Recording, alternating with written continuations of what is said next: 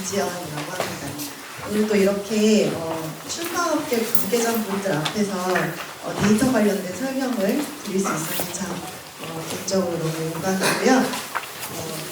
저 역시도 이제 한 사람의 독자로서 제 가방에 항상 책 한 권을 넣어다니는 사람이라는 점 꼭 한번 어필해드리고 싶었습니다.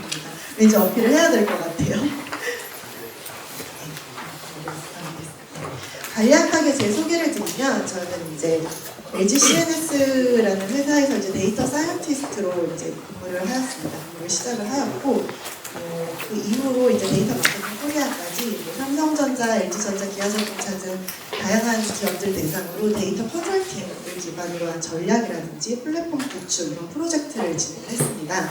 그리고 이제 올해 한국출판문화산업진흥원과 10개의 출판사들을 대상으로 현재 데이터 컨설팅을 진행을 하고 있고 이제 연말, 요번 달이죠. 요번 달에 이제 곧 종료를 할 예정이라 그 인연으로 또 여기까지 설 수 있게 되었습니다. 그래서 이제 제가 오늘 첫 발제를 맡았는데 보시면서 이제 다른 이제 산업군에서는 어떤 데이터를 가지고 무엇을 하고 있는지를 한번 좀 아이디어를 제가 드리고자 썼습니다. 그래서 이거를 보시면서 어떤 이제 그 씨앗, 아이디어의 씨앗을 좀 많이 얻으실 수 있도록 제가 좀 준비를 했거든요. 그래서 저런 데이터를 가지고 저런 비즈니스를 하고 저런 분석을 하고 있구나 라는 좀 아이디어를 많이 얻으시고 그 아이디어를 기반으로 저희 우리나라의 이제 두 번째 노벨 문학상이 또 탄생할 수 있도록 한 제가 일조를 하기 위한 미션을 가지고 제가 여기 섰습니다. 그래서 지금부터 설명을 드리도록 하겠습니다. 저희 회사는 데이터로 사람을 행복하게 만든다라는 컨셉으로 슬로건으로 이제 회사를 운영을 하고 있습니다. 그래서 현재는 데이터뿐만이 아니라 인공지능 기술까지도 비즈니스에 지금 녹이고 있습니다. 그래서 이 오늘의 발표는 데이터를 중심으로 좀 설명을 드리고자 합니다. 아마 데이터라는 키워드를 들으셨을 때 여러분들 머릿속에 되게 다양한 컨셉이 많이 떠오르실 것 같아요. 보통 이제 비즈니스 업계에서 이제 데이터라고 했을 때는 크게 그 우측에 회사에서 갖고 있는 내부 데이터 그리고 그 외부에 있는 외부 데이터로 크게 두 축으로 저희는 나누고 있습니다. 일단 우측에 내부 데이터 보시면 만약에 이제 각 출판사별로 홈페이지나 앱을 갖고 계시다면 그 웹이나 모바일에는 행동 데이터도 있으실 거고 그리고 고객 정보 데이터라든지 도서에 대한 상품 데이터 그리고 이제 구매 데이터라든지 뭐 판매량 데이터 이런 것들이 회사에서 가지고 계신 어떤 외부 데이터일 것 같아요. 그리고 좌측에는 그 외부 플랫폼에서 저희가 얻을 수 있는 데이터들입니다. 검색이라든지 아니면 블로그, 카페, 언론 등의 버즈 데이터, 유튜브, 인스타그램 등의 이제 SNS 데이터들이 이제 외부 데이터라고 보시면 될 것 같아요. 그래서 이제 이 데이터들의 맵을 가지고 오늘 좀 사례를 하나하나 설명을 드리도록 하겠습니다. 먼저 이제 보통 우리 회사에는 내부 데이터가 지금 좀 없는데 아직 쌓고 있는 단계라서 뭔가 분석할 게 없는데 어떡하지? 라고 하시는 분들이 외부 데이터를 좀 많이 관심들을 가지십니다. 그래서 이제 외부 데이터도 되게 다양한데 그 중에서도 이제 검색량 데이터를 가지고 어떻게 분석을 했는지 설명을 드리도록 하겠습니다. 이제 앞에 나가서 좀 설명을 드릴게요. 여기 보시면 이제 여행지별로 검색 트렌드 데이터라고 보시면 되는데요. 여러분들 이제 여행이라고 생각했을 때 나는 어느 나라를 가고 싶다라는 이제 관심 도시나 구가 있으실 거잖아요. 그렇다면 다른 사람들은 과연 어떤 관심을 갖고 있는지를 검색량 데이터, 즉 네이버에서의 어떤 키워드를 검색했을 때 얼마나 많이, 언제, 누가 이런 검색 데이터를 가지고 분석한 거라고 보시면 될 것 같아요. 그 해당 키워드들을 대륙, 국가, 도시, 그리고 관광, 명소 키워드를 좀 분류를 해서 한번 랭킹을 매겨본 거예요. 그래서 이제 맨 좌측에 보시면 대륙 랭킹의 경우에는 유럽 여행이 정말 압도적입니다. 그렇죠? 유럽 여행이라는 키워드를 검색하는 양이 압도적으로 많은 걸 확인할 수가 있어요. 그런데 재미난 것은 그럼 유럽의 어떤 나라를 또 많이 검색하지? 라고 보려고 하니 특정 국가로 넘어가면 대만, 일본, 홍콩, 베트남 등 우리나라랑 굉장히 가까운 도시를 많이 검색하는 것을 알 수가 있습니다. 그래서 저는 이제 이 데이터를 보고 유럽 여행은 약간 이제 장기적인 나는 3년 안에 돈을 모아서 갈 거야 라는 약간 막연한 혹은 장기적인 관점에서의 검색 트렌드이고, 국가 같은 경우에는 당장 나 다음 달에 어디 가지? 혹은 뭐 이번 여름 휴가 때 어디 가지? 라는 이제 특정한 국가를 타겟을 해야 되기 때문에 오히려 우리나라와 가까운 곳을 검색을 하는 것이 아닌가라는 좀 생각이 들었어요. 그래서 이런 검색량을 누적으로도 볼 수 있겠지만 여기 아래 보시면 이제 극상승으로도 볼 수가 있습니다. 그래서 절대적으로는 항상 유럽 여행이 1등인데 지난달에 갑자기 뜬 곳이 또 있을 거예요. 절대량은 작지만 예를 들면은 뭐 이번에 그 태어난 김에 세계 일주에 보면 마다가스카르가 그랬잖아요. 그런 컨텐츠들이 한번 빵 뜨면 그 나라에 대한 또 관심이 또 확 올라가거든요. 이제 그런 것들이 여행의 실제 수요에 어떻게 영향을 미치는지 이런 것도 볼 수 있는 기초 데이터로도 쓰일 수가 있겠죠. 자, 그래서 이제 저기 우측에 보시면 2024년 9월 데이터입니다. 한 달간의 데이터고, 보시면 이때 이제 일본이랑 대만이랑 엎치락 뒤치락 하고 있지만 어쨌든 일본 여행이 가장 1등이라는 것을 보실 수가 있어요. 일본에 대한 관심이 가장 높은데, 그럼 일본 중에서도 어디냐를 이제 찍고 보면 이제 후쿠오카 여행과 그 다음에 이제 오사카 여행, 도쿄 여행 이렇게 되는데, 사실 오사카 2등인 오사카 여행보다 더 많은 게 바로 맨 우측에 있는 유니버셜 스튜디오 재팬. 여기는 후쿠오카 여행보다도 검색량이 훨씬 높은 것을 보실 수가 있습니다. 그래서 보시면 관광 명소는 스튜디오, 그러니까 유니버셜 스튜디오랑 오사카 성이 이제 오사카에 있을 거잖아요. 오사카에 대한 컨텐츠인 거죠. 그 컨텐츠에 대한 관광 명소를 검색을 굉장히 많이 하고 있고, 그 후쿠오카 여행은 사실 관광 명소에는 후쿠오카 관련된 게 크게 없는 것을 확인할 수가 있어요. 결국에는 후쿠오카시 입장에서는 이제 컨텐츠를 또 계속 발굴을 해야 되는 거죠. 우리 후쿠오카에 오게 하기 위한 관광 명소를 어디로 할까? 이제 이런 것도 그 콘텐츠 기획을 좀 해야 될 필요가 있습니다. 그렇다면 누가 이 도시와 국가들을 검색을 하고 있을까를 보게 되면 그 검색한 사람의 성별과 연령을 알 수가 있어요. 이제 분홍색은 여성, 파란색은 남성이거든요. 보시다시피 여성이 50% 이상으로 여행 상품은 무조건 여성을 타겟으로 해야 합니다. 왜 그럴까요? 여성들이 좀 더 의사결정권자인 것 같기도 하고요. 일본 여행 역시도 여성들이 압도적으로 더 많은 검색을 하고 찾고 있는 것을 보실 수 있습니다. 유럽 여행도 마찬가지고요. 연령별로 보면 연령별로 보면은 40대, 30대, 50대, 20대 순으로 여행 관심이 많은 것을 알 수가 있습니다. 자, 제가 이렇게 해석을 했을 때 머릿속에서 좀 물음표가 생기지 않으세요? 이상하다. 왜 20대가 제일 적을까? 이건 이제 데이터에 대한 저희가 그 이제 원천 소스를 또 한번 잘 고민을 해보셔야 될 것 같아요. 제가 네이버 검색량을 말씀드렸잖아요. 요즘 20대들은 어디서 많이 검색하죠? 그렇죠. 인스타그램, 유튜브 이런 데서 많이 검색을 할 것 같아요. 그래서 결국에는 이제 이 데이터를 그대로 또 갖다 쓰시면 안 되고 그 데이터 원천 소스까지도 그 특성을 좀 파악하면서 다양한 데이터 소스를 같이 보고 해석을 하고 인사이트를 얻어내야 된다라는 말씀을 드리고 싶습니다. 자, 그렇다면 저희 회사는 이 지금 여행 검색 트렌드 데이터를 어떤 고객사에게 공급을 하고 있을까요? 누가 이거를 갑자기 필요하다고 했을까요? 저기 좀 힌트가 있어요. 오른쪽 우측 상단에 보시면 인천공항 마크가 있죠. 저희가 이제 인천공항에게 이 데이터를 매달 공급을 해드리고 있는데 그 이유가 인천공항은 매 분기마다 수요 예측을 하고 있습니다. 그래서 우리 공항에 언제 어느 몇 월 달에 사람이 많이 모이고 그들이 어디로 많이 갈지를 계속 끊임없이 수요 예측을 하고 있어요. 왜냐면 그래야지 이제 여객에 대한 지연이라든가 이걸 좀 예방을 미리 하고, 그리고 항공사와 그 신규 노선을 또 같이 기획을 하고 발굴을 하고 있거든요. 그래서 이제 이런 검색량 데이터를 또 보조 데이터로 써서 예측 모델링을 좀 더 고도화하기 위해서 저희가 데이터를 또 쓸 수가 있습니다. 그래서 이런 여행 데이터가 단순히 어떤 여행사에서만 쓰는 것이 아니라 또 다양하게 쓰일 수 있다는 점 좀 흥미로운 것 같습니다. 그리고 두 번째 외부 데이터입니다. 검색 데이터 외에도 다양한 게 있는데 유튜브 채널들 운영하시는 분도 계실 거고, 그리고 우리 책에 대해서 다른 외부 채널, 유튜브 채널에 또 제휴로 콘텐츠를 주고 계시는 분들도 계실 것 같아요. 그렇다면 유튜브에는 또 어떤 데이터가 있길래 어떤 걸 분석할 수 있는지 한번 좀 같이 보도록 하겠습니다. 자플러스 TV라는 유튜브 채널이 있고요. 그 안에 이제 잡으러 갑니다라는 코너가 있습니다. 해당 코너에 김미나 아나운서가 이제 메인 MC로 활약을 하고 있는데, 해당 코너에서 이제 저희 회사도 촬영을 왔었어요. 그래서 저희가 이제 요 데이터 분석을 해서 이제 같이 촬영을 했었는데, 그 코너에 이제 그 총괄 매니저를 맡고 계신 분께서는 이제 앞으로 우리 채널 어떤 방향으로 가야 되는지, 콘텐츠는 어떤 식으로 이끌고 가야 되는지가 항상 이제 고민이셨어요.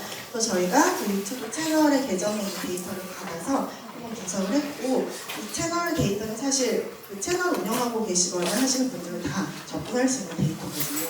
그래서 저희가 첫 번째 본 거는 그 김미나 아나운서의 영향력이 얼마나 높을까였어요. 김미나 아나운서 혹시 아시는 분도 계실 텐데, 몇 년 전에 이제 워크맨이라는 유튜브 채널에서 여자 장성기로 갑자기 빵 뜬 아나운서가 있었고, 그러다가 이제 좀 활동이 뜸해졌다가 최근에 다시 활동을 좀 활발히 하려고 하는 아나운서이거든요. 방송인이죠. 네, 그래서 이 방송인 김미나의 영향력이 과연 얼마큼 되길래 우리가 앞으로 김미나를 계속 써야 돼, 말아야 돼, 이제 이런 기로에 좀 서 있었던 것 같습니다. 그래서 이제 보시면 조회수, 좋아요 수, 댓글 수라는 그 데이터 지표가 있죠.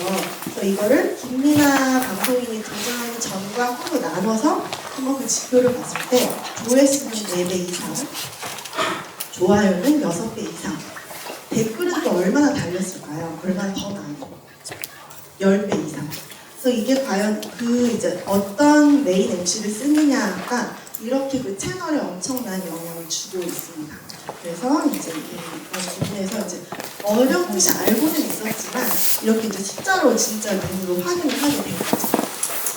그리고 단순히 그 컨텐츠별에 대한 반응뿐만이 아니라 실제 이제 구독자 수에도 엄청나게 기여를 한 거예요.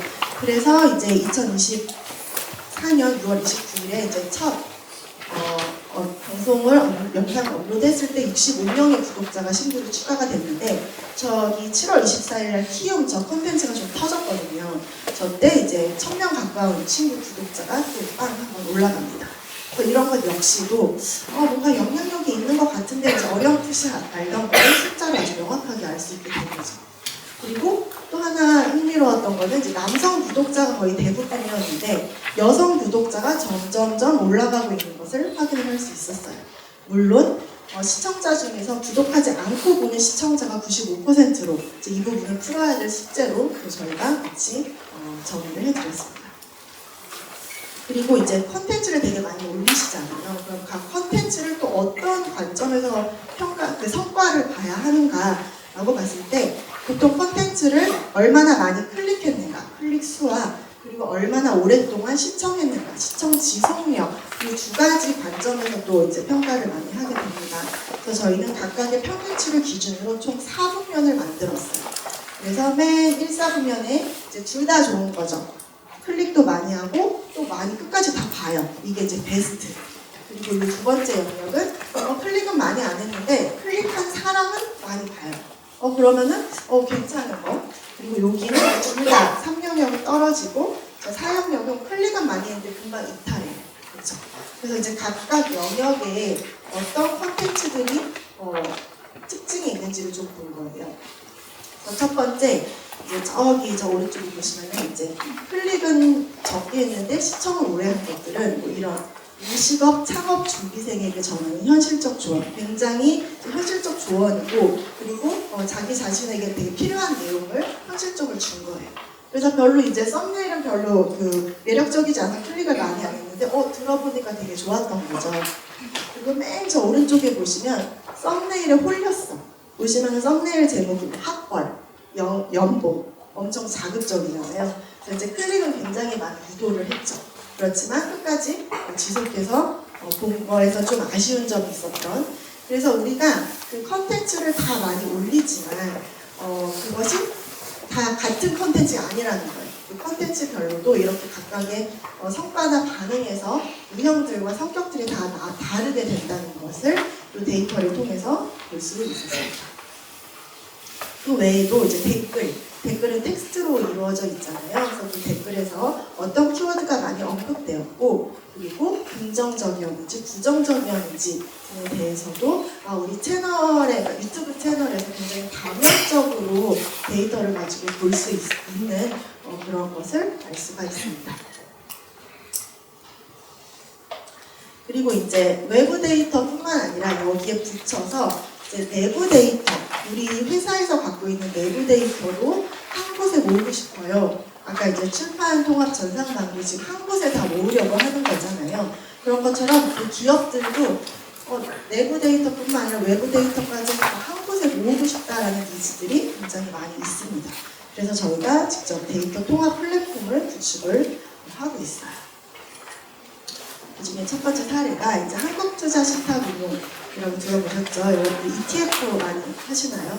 저는 ETF 중심으로 좀 투자를 하고 있는데, 이제 한주 사장님께서 보셨을 때 ETF를 더 많이 팔게 하려면 실제로 상품 기획이 되게 적시 바로 이루어져야 되는 거예요. 지금 사람들이 어디에 관심이 많은지 그 트렌드를 빨리 파악을 해서 ETF 딱 상품을 뿌리고, 그들이 누구인지를 바로 파악을 해서 마케팅을 바로 해야지 우리의 ETF가 좋은 ETF가 많이 팔리게 되는 그런 효과를 얻을 수 있겠죠. 그래서 이 분석 플랫폼을 구축을 하게 됩니다. 그래서 여기 보시면 누적 개인 순매수액은 이제 내부 데이터인 거죠. 한주에서 내부적으로 갖고 있는 정말 다양하고 많은 보고서들이 올라오고 있어요. 그 보고서들을 다 수집을 하고 정제를 하고 처리를 해서 이런 뷰를 또 만들 수가 있게 되고, 위에는 이제 경쟁사, 밑에는 자사로 나누어서 경쟁사에서 잘 나가는 것, 우리 회사에서 잘 나가는 것 이제 비교해서 한눈에 볼 수 있게 하는 거죠. 그래서 이제 보시다시피 미국이라는 키워드가 굉장히 많이 있어요. 그래서 요새 사람들이 미국에다가 뭔가 많이 미국 관련된 걸 많이 사고 있구나 라는 것을 확인을 할 수가 있습니다. 그리고 자사 거 같은 경우에는 그 중에서도 테슬라가 지금 1등이거든요. 테슬라 ETF가 지금 굉장히 잘 나간다. 근데 왜 테슬라 ETF가 잘 나가지? 를 봤을 때 ETF라는 거의 특성은 이제 그 안에 여러 가지 종목을 구성해서 ETF를 만들잖아요. 그러다 보니까 이제 그 한주 거인 에이스, 그 다음에 삼성투자인 코덱스, 미래에셋 각각 다 동일하게 테슬라 ETF지만 그 안에 들어가는 종목들은 다 다르거든요. 근데 이거를 사실 경쟁사 거를 막 챙겨가지고 보고 있기가 사실 어렵습니다. 그래서 이런 식으로 또 데이터를 정리를 해서 우리 회사 거랑 다른 경쟁사에서는 그 구성 항목이 어떻게 되어 있는지를 또 이 플랫폼을 통해서 볼 수가 있는 거예요. 그래서 우리 회사가 어떤 걸 잘하고 있고 어떤 걸 못하고 있는지를 또 바로 이 데이터를 통해서 볼 수가 있습니다. 그리고 이제 방금까지는 내부 데이터였다면 이제 외부 데이터로 넘어와서 도대체 이런 사람들이 누구지?가 또 궁금한 거예요.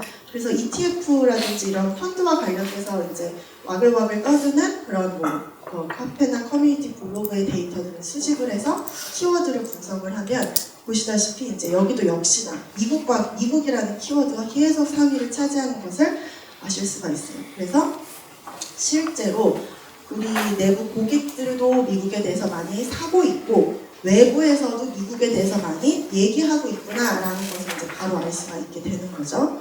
그리고 여기서 지금 미국을 클릭하고 테슬라 이걸 두 개를 교차해서 보게 되면 실제로 처음엔 오른쪽에 보시면 성별하고 연령에서 보면 30대가 지금 미국 테슬라에 대해서 많이 관심을 갖고 검색을 하고 있구나라는 걸 알 수 있고, 그럼 우리가 만드는 ETF 상품을 30대한테 빨리 타겟 마케팅을 하자라는 걸로 이제 일부 추릴 수가 있게 됩니다. 그래서 재밌는 건 비트코인 같은 경우에는 20대예요. 그래서 이게 비트코인과 또 테슬라 이런 게 또 완전히 다른 타겟층을 갖고 있다는 것을 알 수가 있습니다. 인생 한 방을 노리시는 분들이 많으신 것 같기도 하고요.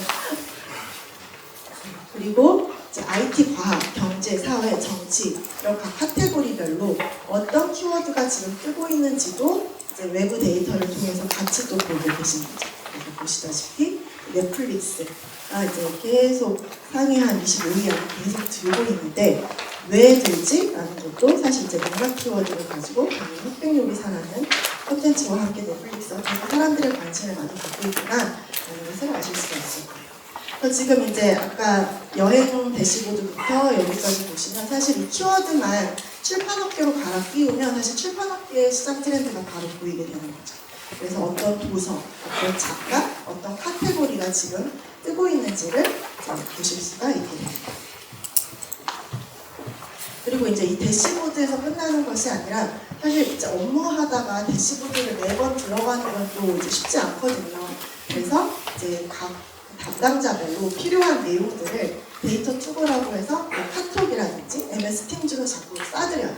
그래서 이제 어떤 일주일에 한 번씩 분석된 결과를 해당 그 협업 툴로 계속 싸드리면서 담당자가 나 이거 더 궁금해 라고 하면 이제 대시보드로 또 한 번 더 상세로 들어갈 수 있게끔 해서 한초 같은 경우에는 이런 랭킹 정보라든지 필요한 부분에 있어서 이제 카톡으로 싸드리는 부분까지도 이제 저희가 데이터 통합 플랫폼이라는 것까지 하고 보시면 될 것 같습니다.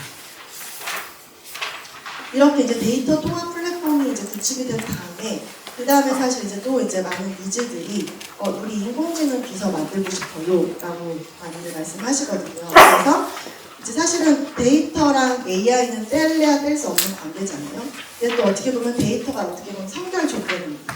데이터로 이렇게 뭔가 우리 회사에 대한 플랫폼을 구축이 되고 나면 그 다음에서야 우리 회사에 또 인공지능 비서를 만들 수가 있게 됩니다. 그래서 요즘 저희는 각 회사의 인공지능 비서를 많이 만들어드리고 있는데요. 하나 이제 간단하게 시험을 보여드리겠습니다. 이 아이알메드라는 회사는 한 30명 정도 되는 크지 않은 회사입니다. 이 회사에서는 각 고객사별로 이제 보도자료를 작성해서 배포하고 관리하는 비즈니스 모델을 갖고 계세요. 그래서 이제 여기는 이제 막 들어온 초급 신입의 경우에는 하루에 한 개의 보도자료를 작성할 수 있어야 되거든요. 그러면 그 신입사원의 경우에는 이제 과거에 한 몇 년치의 보도자료를 또 다 공부를 합니다. 이런 내용에 대해서 이렇게 써야 되는 걸 다 공부를 하고 그러고 나서 이제 한 개를 써요. 바로 당연히 배포가 안 되죠. 위에 사수한테 또 검사를 받고 이제 핑퐁을 하게 되고 그리고 이제 고급 전문 인력은 하루에 5개까지의 또 보도자료를 작성할 수 있게 되게 되는데요. 그래서 이제 이 아이알메드라는 사실 이 앞단의 데이터 통합 플랫폼은 이미 구축을 했어요.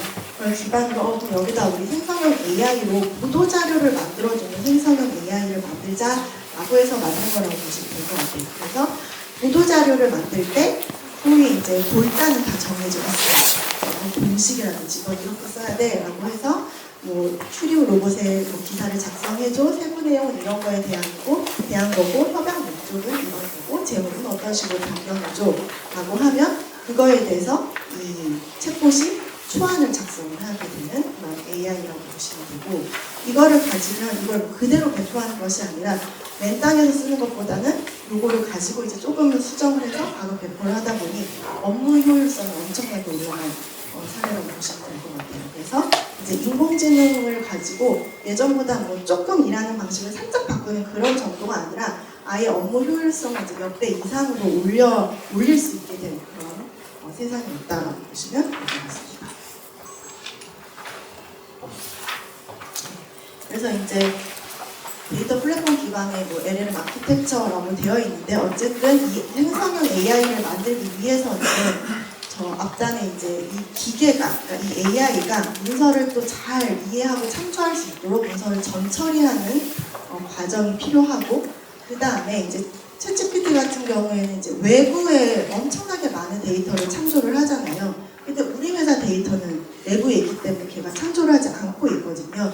그래서 이제 그 기업의 맞춤형 AI를 만든다라는 얘기는 저 RAG 방식을 쓰는 것입니다. 그래서 그 외부의 데이터는 물론이고 플러스 우리 회사 데이터도 참조해서 뱉어줘, 말을 해줘 이렇게 하는 거라고 보시면 될 것 같아요. 그래서 그 아까 IR메드 같은 경우는 10년치의 기존 보도 자료들을 다 얘한테 보여주고 다 인풋으로 밀어넣고 그걸 기반으로 뱉어줘, 답변을 생성해줘 라는 구조로 이 AI가 전반적인 프로세스는 그렇게 된다라고 보시면 될 것 같습니다. 그리고 이제 프롬프트 되게 많이 들어보셨을 거예요. 실제로 이제 IRMED를 위한 프롬프트를 저희가 작성한 건데요. 기계에게 이제 답변을 생성을 할 때 많은 규칙을 미리 알려줍니다. 그래야지 우리가 원하는 답변을 알 수가 있고, 그래서 이 프롬프트가 되게 중요한 거예요. 그래서 이제 보시다시피 되게 이제 디테일해요. 어떻게 보면 1번 같은 경우에는 맨 앞 문장에 뭐 이는 이런 접속사 문장 추가하지 마, 긴 표현 간소화하고 대화체로 변경합니다. 조사 사용 최소화해. 이런 내용에 대해서 얘한테 계속 가이드를 주는 거예요. 근데 이거를 쓸 때 그냥 줄글로 일자로 쭉 쓰면은 챗 GPT도 아무리 기계지만 그거를 이제 누락시킬 때도 있고, 그래서 이런 식으로 쓰라고 아예 매뉴얼이 오픈 AI라는 회사에서 매뉴얼을 또 주는 게 있어요. 그래서 그거를 참고를 잘해서 예쁘게 써서 간결하게 써서 줘야 챗 GPT도 누락하지 않고 저희의 휴먼의 오더를 잘 따르게 됩니다. 그래서 이런 식으로 중복 표현 제거에 확실한 어조 사용에 이런 능동태로 써도 이런 것들에 대한 규칙들을 계속 지시를 하게 되고 미리 넣어놓게 되는 거죠. 그리고 이제 여기서의 또 포인트가 뭐냐면 이런 데이터 통합 플랫폼 이제 우리도 만들고 싶고 필요한 거 알겠어. 그런데 여기서 포인트는 돈 많이 안 들이고 만들었으면 좋겠는 거죠. 이런 플랫폼을 구축할 때 사실 또 되게 비싸잖아요. 실제로 이제 패키지된 그런 솔루션들은 실제로 이제 우리나라에서 소위 탑 10 안에 드는 대기업들도 비싼 돈 주고 많이 구매를 하시는데, 요즘은 좀 저렴하게 효율적으로 플랫폼을 만들 수 있도록 나온 개념이 있습니다. 바로 모던 데이터 스택이라고 하는데요. 이거는 각각의 이게 다 다른 회사들이, 로고들이 다 다른 회사들이거든요. 그렇지만 각각 다른 기능을 하는 회사들인데, 이 회사들이 서로 API라고 해서 통신을 잘 할 수 있게끔 아예 생태계를 자기네들이 그렇게 뿌렸어요. 그래서 이거를 다 갖춰진 패키지로 구매하는 것이 아니라, 예를 들면 이제 데이터 소스는 당연히 이제 저희가 정리를 하고 그 데이터를 추출하고 적재를 할 때는 뭐 5트렌이라는 걸 우리가 쓸 거야 라고 하면, 5트렌 같은 경우에는 과금 방식이 우리가 얹힌 데이터를 얼마큼만 딱 과금을 하거든요. 우리가 데이터가 조금밖에 없으면 조금만 넣으면 되는 거고, 점점점 사용자가 늘어서 트랜잭션이 올라가면 그만큼 거기에 맞춰서 또 과금이 올라가는 방식이에요. 그러다 보니까 초기 구축 비용이 사실은 되게 아까 패키지 솔루션보다 되게 낮게 시작할 수가 있는 거죠. 그리고 이 5트렌과 또 통신을 잘 할 수 있게 저런 클라우드 데이터 웨어하우스들이 또 서로 연결이 되게 잘 됩니다.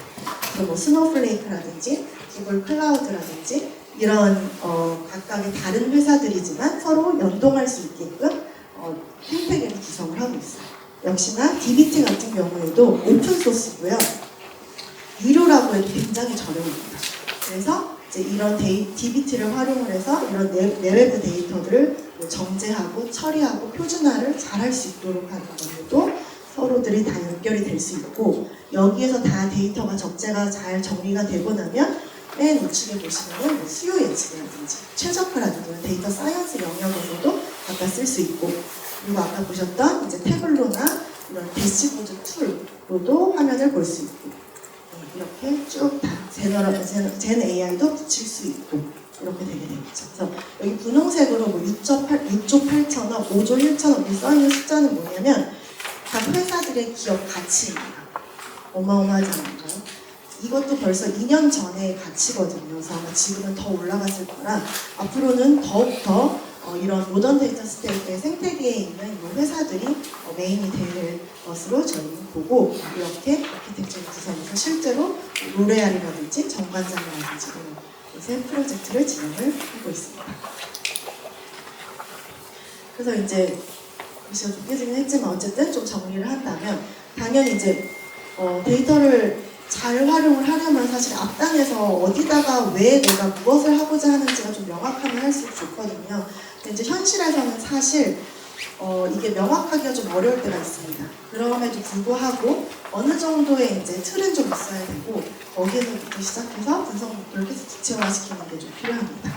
그리고 이제 일단은 우리 내부에 어떤 데이터가 있지? 라는 것도 이제 먼저 한번 고민을 해보셔야 하는 게 좋습니다. 그래서 활용 가능한 적재는 되어 있는데 또 분석하기 어렵게 적재되어 있는 경우들도 있거든요. 그래서 이제 그런 부분들 데이터를 좀 확인을 하고, 그 다음에 이제 생성형 AI를 최대한 활용한다. 그래서 이제 저희 회사 직원들은 지금 챗GPT 없이 일 못한다 이럴 정도가 지금 됐습니다. 그래서 월 20달러거든요. 그래서 아직 쓰지 않으시는 분들은 넷플릭스 끊고 한번 구독해서 써보셔도 좋을 것 같고, 여기에다가 이제 그 데이터 셋 업로드만 하면 기본적인 또 데이터 분석 다 해줍니다. 그래서 우리 회사에 분석가 없는데? 라고 한다면 챗 GPT를 고용해주세요. 그러면은 기초적인 기본적인 분석들 다 하실 수가 있습니다. 네, 오늘 전 발표한 순서 여기까지입니다. 감사합니다.